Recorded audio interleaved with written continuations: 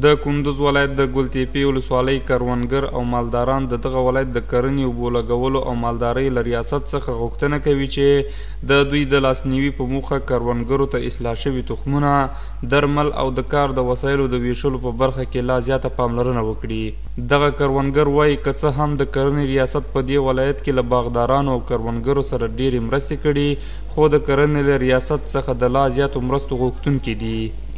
از دولت میخوایم که قطعی در دوران زراعت همکاری کنه، تخم استفاده شده ما بده، ما بسیار خوش میشیم که ما زحمت میکنیم دیگه صادرات ما هم همکاری کنه، دیگه دولت که ما دیگه زحمت ما بیجا نروه. ادویه صحیح بیاید به خاطر دهقین ما همکاری از طرف زراعت صورت بگیره که دهقین ما دست پیدا کنه با بازار با امرش همکاری صورت بگیره. په ورته وخت کې چارواکي د دغه ولایت په مرکز او ولسوالیو کې د کروندګرو او باغدارانو د لاسنیوي په موخه د هڅو خبره ورکوي. دوی وایي چې د اسلامي امارت د نظام په راتګ سره په دغه ولایت کې له بزګرانو او بڼوالو سره زیاتې مرستې شوي دي.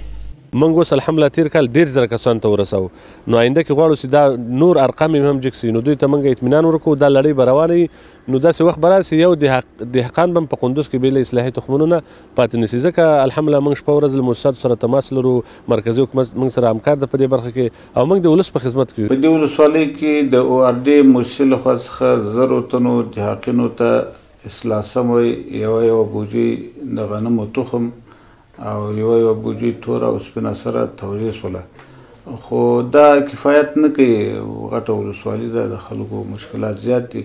موږ له کرهنې او مالدارۍ ریاست څخه او له خیریه نهادو څخه زموږ دا غوښتنه ده چې زموږ له ولس سره وخت په وخت مرستې وکړي او زیاته یې کړي دا مرستې او زموږ د زاریانو مشکلات ورحل کړي.